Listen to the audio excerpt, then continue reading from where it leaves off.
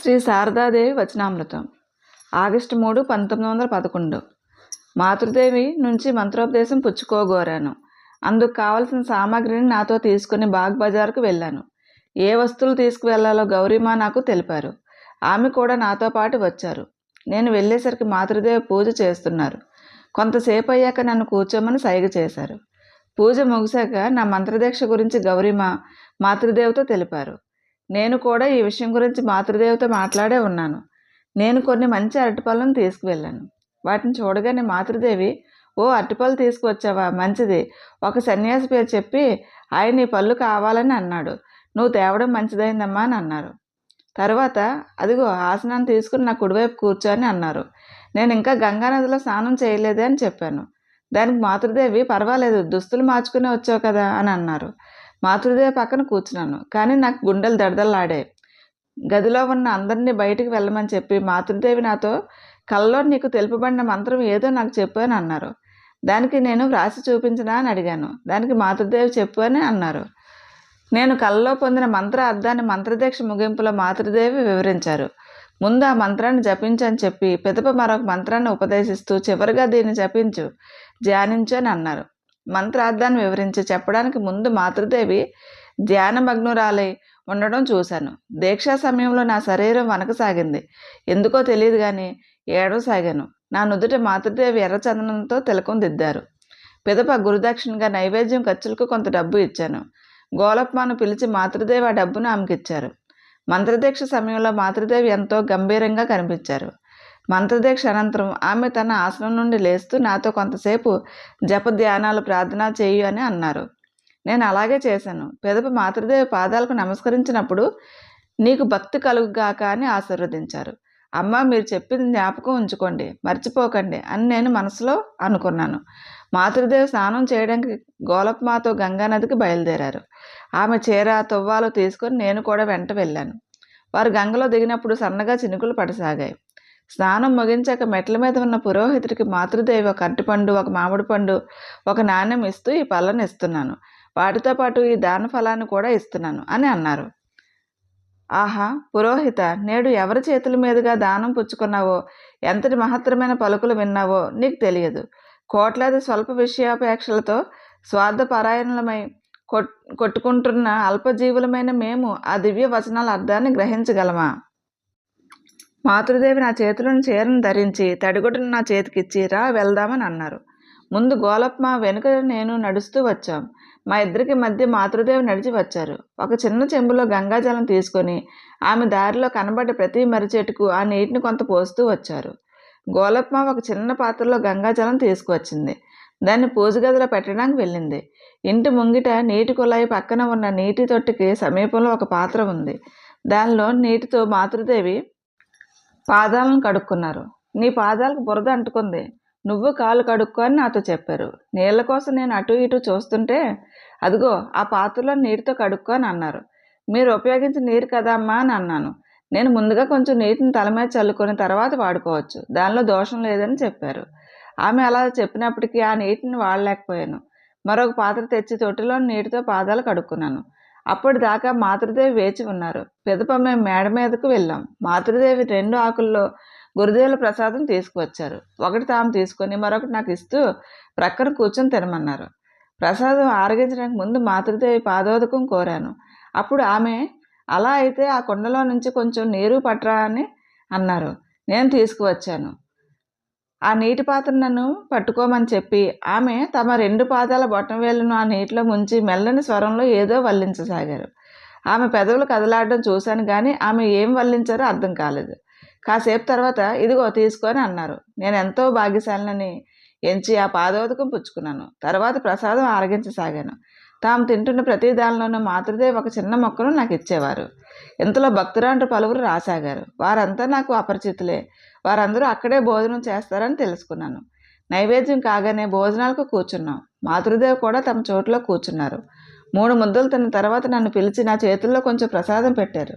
ఆ ప్రసాదం నుండి వచ్చిన గుమగుమ ఇప్పటికీ నేను మర్చిపోలేను. తలుచుకుంటూనే ఆశ్చర్యం వేస్తుంది. పిదప మాతృదేవి అందరికీ ప్రసాదం పంచిపెట్టారు. అందరూ భోజనానికి కూర్చున్న తర్వాత గోలప్మ కూడా కూర్చున్నారు. ఎంతో మృదువుగా చిరునవ్వుతో మాట్లాడుతూ, మాతృదేవి భోజనం చేశారు. ఆమె ఈ వైఖరి నాకెంతో ఆశ్చర్యం కలిగించింది. మంత్రదీక్ష పుచ్చుకున్నప్పటి నుండి ఇప్పటిదాకా నేను చూసిన మాతృదేవి ఇప్పుడు మరెవరోలా కనిపించారు. ఎంతో గంభీరంగా, అంతర్ముఖంగా, కృపాకటాక్షంతో దారి చూపే దేవిలా అప్పుడు నాకు కనిపించారు. నేనప్పుడు భీతితో వణికిపోతూ కూర్చుండిపోయాను కదా. ఆ తర్వాత కూడా మంత్రదీక్ష ఇస్తూ ఉన్న మాతృదేవిని అనేక సార్లు చూశాను. కానీ నాకు దీక్ష అనుగ్రహించిన నాటిలా మరెప్పుడూ ఆమెను చూడలేదు. కూర్చొనో, నిలబడినో, నవ్వుతూ, మాట్లాడుతున్నో పలువురికి మంత్రదీక్షను ప్రసాదించడం నేను కల్లారా చూశాను. వారు కూడా సంతృప్తితో తిరిగి వెళ్ళేవారు. ఒకసారి నేను ఒక భక్తురాలతో మంత్రదీక్ష సమయంలో మాతృదేవి ఎలా కనిపించారు అని అడిగాను. అందుకు ఆమె మామూలుగా ఎప్పుడు ఎలా కనిపించేవారో అలాగే కనిపించారని బదులిచ్చింది. మరొక భక్తురాలను అడిగినప్పుడు ఆమె కాస్త వివరంగా చెప్పింది. నేను అంతకు మునిపే మా కులగురువు వద్ద మంత్రోపదేశం పొంది ఉన్నాను. ఆ తర్వాత మాతృదేవుని గురించి విని ఇక్కడికి వచ్చాను. కులగురువు వద్ద పుచ్చుకున్న మంత్రాన్ని 10 సార్లు ముందు జపించి తర్వాత తాను ఇచ్చిన మంత్రాన్ని మాతృదేవి జపించమన్నారు. గురుదేవులను చూపుతూ, చూడు ఆయనే నీకు గురువు, మరొక దైవాన్ని చూపుతూ ఇది నీ ఇష్టదేవత అని చెప్పారు. పిదప భగవంతుడా, నా పూర్వజన్మ, ఈ జన్మలో చేసిన పాపాలన్నింటినీ పరిగ్రహించు అంటూ ఎలా ప్రార్థించాలో నేర్పారు. కానీ ఒక విషయం, నేను ఎప్పుడూ జపం చేయడానికి కూర్చున్న అరగంట పైగా కూర్చోలేకపోతున్నాను. ఎవరో వచ్చి స్థానభ్రంశం చేస్తున్నట్లు అనిపిస్తుంది. ఎందుకు ఇలా జరుగుతుందో నీకు తెలుసా? మీరంతా జపం చేస్తున్నప్పుడు ఇలా జరుగుతుందా? మాతృదేవత ఎంతో మాట్లాడాలని అనుకుంటున్నాను, కానీ ఏదీ చెప్పలేకపోతున్నాను. మీరంతా ఆమెతో చనువుగా మాట్లాడగలుగుతున్నారు. మాతృదేవి నన్ను మోసగించారా ఏమిటి? ఈ వివరాలన్నీ నేను తెలుసుకోగోరలేదు. ఆమె మధ్య వయస్కురాలు. ఆమె మాట్లాడుతూనే ఉంది. మధ్యలో నేను కలగజేసుకుని, మీరు మాతృదేవితో చెప్పదలుచుకుంది ధైర్యంగా చెప్పండి. అలవాటు పడే కొద్దీ అన్నీ సహజమవుతాయి. మేము కూడా ఇలాగే మొదట్లో ఆమెతో మాట్లాడడానికి జంకాం. ఇప్పుడు కూడా కొన్ని సమయాల్లో మాతృదేవి గంభీరంగా కూర్చున్న వైఖరి చూస్తే ఆమె వద్దకు వెళ్ళడానికి కూడా తటపటాయించవలసి వస్తుందని అన్నాను. సాయంత్రం అయింది. భక్తురాంటి ఒకరొకరుగా మాతృదేవికి ప్రణామం చేసి సెలవు పుచ్చుకుంటున్నారు. కొందరు దీపారాధనను దర్శించి వెళ్ళనున్నారు. మాతృదేవి బట్టలు ఉతుక్కోవడానికి వెళ్ళారు. క్రమంగా రాత్రి అయింది. రాదు, మాకు ప్రవృత్తులతో జపం చేయమని మాతృదేవి చెప్పారు. వారు జాప్యం చేయడంతో మాతృదేవి అసంతృప్తి వ్యక్తం చేస్తూ, సాయంకాలం కూర్చొని జపం చేసుకోకుండా ఏదో చేసుకుంటున్నారే అని అన్నారు. కాసేపటికి వారు వచ్చి కూర్చున్నారు. గోలప్మ, యోగిన్మ తదితరులు వచ్చి మాతృదేవికి ప్రణామాలు చేశారు. వారిలో కొందరు తల మీద మాతృదేవి తమ చేతులు ఉంచి, కొందరు చుబుకాలను స్పృశించి బుజ్జిగించి ఆశీర్వదించారు. పిదప చేతులు జోడించి నమస్కరించారు. ఆ తర్వాత గురుదేవులకు ప్రణామం చేసి తాము కూడా జపానికి కూర్చున్నారు. సంధ్య, ఆరాత్రికం కోసం ఏర్పాట్లు జరిగాయి. మాతృదేవి జపం ముగించి లేచారు. నన్ను తోడుకొని వెళ్ళడానికి ఇంటి నుండి ఒక కుర్రవాడు వచ్చాడు. నేను మాతృదేవి వద్ద సెలవు పుచ్చుకుంటున్నప్పుడు, అమ్మా, ఈరోజు నేను సమర్పించిన ఆ చీరను ఇంకా ధరించలేదేమి అని అడిగాను. అదే కదా, చూడమ్మా, ఎవరూ జ్ఞాపకం చేయలేదని అన్నారు ఆమె. బడిలో పని ఒత్తిడి కారణంగా కొన్నాళ్ళ దాకా మాతృదేవిని చూడలేకపోయాను. ఈ రోజు వెళ్ళి ఆమెకు నమస్కరించినప్పుడు మాతృదేవి ఎంతో ఆనందించారు.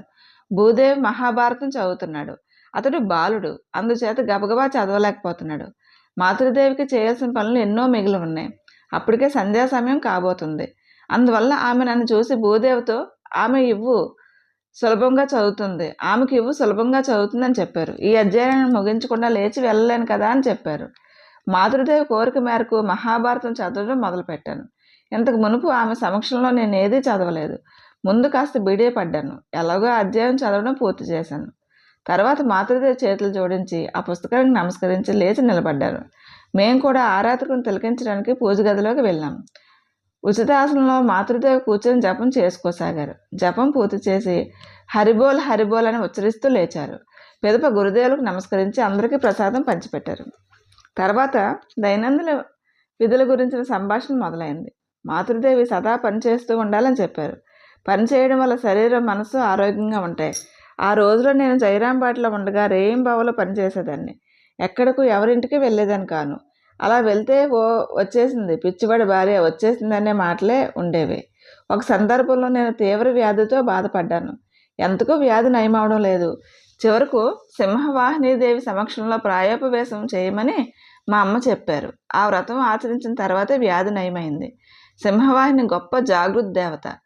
అక్కడ మట్టిని సేకరించి ఒక పాత్రలో పదిలపరిచి ఉంచాను. నేను తీసుకొని రాధుకు కూడా రోజు ఇస్తూ ఉంటాను. మాతృదేవి ఉద్బోధన ఇంటి ముందున్న మైదాన ప్రాంతంలో అనేక చోట్లకు చెందినవారు నివసిస్తున్నారు. వారు ఎంతో కష్టించి పనిపాట్లు చేసుకుంటూ ఏదో కాస్త సంపాదించుకునేవారు. వారిలో ఒక వ్యక్తికి ఒక ఉంపుడుగత్తె ఉంది. ఆమె అతడి భార్య కలిసే ఉంటున్నారు.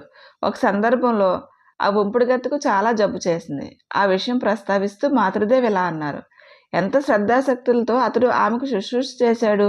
అటువంటి సేవా శుశ్రూషలను నేను ఎన్నడూ చూడలేదు. అదే ఆకర్షణ. ఇలా చెబుతూ మాతృదేవి అతడి సేవా శుశ్రూషలను గురించి బాగా మెచ్చుకున్నారు. ఉంపుడుకత్తెకు సపరిచర్యలు.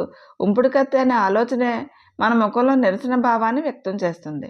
దానిలో సందేహమే లేదు. కానీ చెడు అనే ఆచ్ఛాదన మరుగున ఉన్న మంచిని గుర్తించలేకపోతున్నాం. మైదానానికి ఆవల వైపున గల ఒక ఇంటి నుండి ఒక పేద స్త్రీ జబ్బుపడిన తన బిడ్డను తీసుకువచ్చి ఆశీర్వదించమని మాతృదేవిని కోరింది. ఆ శిశువు పట్ల మాతృదేవి ఎంత ఆప్యాయత చూపారు. త్వరలో నయమవుతుంది అంటూ ఆశీర్వదించారు. 2 పెద్ద దానిమ్మ పళ్ళు, కొన్ని ద్రాక్ష పళ్ళు తెచ్చి గురుదేవులకు నివేదన చేసి తెమ్మని నాకు ఇచ్చారు. నేను అలాగే చేశాను. ఆమె వాటిని ఆ స్త్రీకి ఇస్తూ, అనారోగ్యంగా ఉన్న నీ బిడ్డకు వీటిని ఇవ్వు అని చెప్పారు. ఆ పేదరాలు ఎంతో ఆనందించింది. మాతృదేవికి పదే పదే ప్రణామాలు చేసింది. ఫిబ్రవరి 1912. దీని గురించి రేపు చెప్తానండి.